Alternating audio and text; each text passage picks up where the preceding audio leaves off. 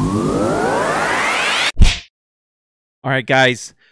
This, for the Utah Jazz, was an absolutely massive win against the Golden State Warriors. Welcome to the Utah Jazz postgame show on the Hoopsner channel. Let's talk about the Warriors a little bit.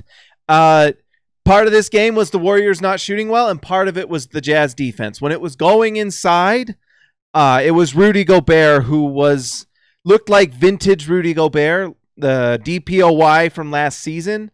When it was on the perimeter, I think there were some missed shots. I mean, whenever I'm watching the Warriors, Warriors fans, you just are used to this, I think, or expect it at times. But when you're playing the Warriors, you dread it.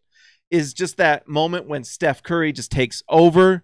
He'll just get those step back threes and make shots that no one on this planet can do but him. Or Kevin Durant, who just has that incredible length and size, able to pull up and shoot over anyone. Like, there was a play where Rubio was guarding Durant, and Durant noticed how much higher and taller he is, and just there's shots that you just know Durant's gonna make. And this game got scary for me when Dante went to the bench. I was a little worried because he had actually been defending really well. And the Jazz won this game with defense. Their offense was pretty putrid outside of Joe Ingles. And what happened is Durant and Steph Curry just about took over that game. They did Steph Curry and Durant things. It's the reason they're going to win the finals. It's the reason they're going to do everything that they always do. They're going to beat teams. They're going to find ways to score. Tonight, the Jazz just did a pretty good job of defending them and getting a little bit lucky, because honestly, to beat the Warriors, you just have to be a little bit lucky. It's just a fact, because they are so talented. For example, Klay Thompson just did not get the shots and the things he wanted. So really nice win. Anytime you beat the Warriors, it's a nice win, because they are the best in the league. For the Utah Jazz, this might have saved the season. They lost to Orlando in Mexico City, which was just a putrid loss. Just awful.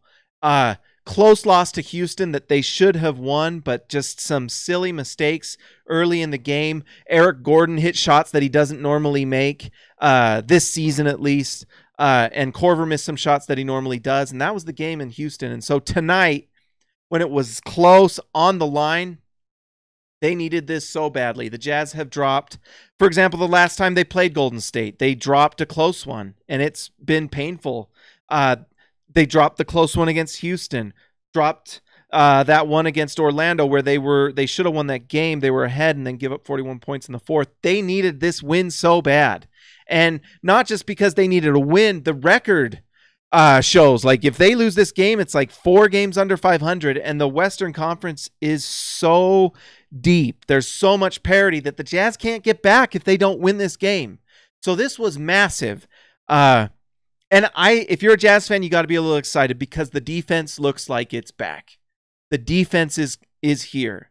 I hope it's not too late, because they're still below 500. The road begins now. The road to coming back can start today, but it's a long road. And that road's going to have to be built with defense like it was played tonight.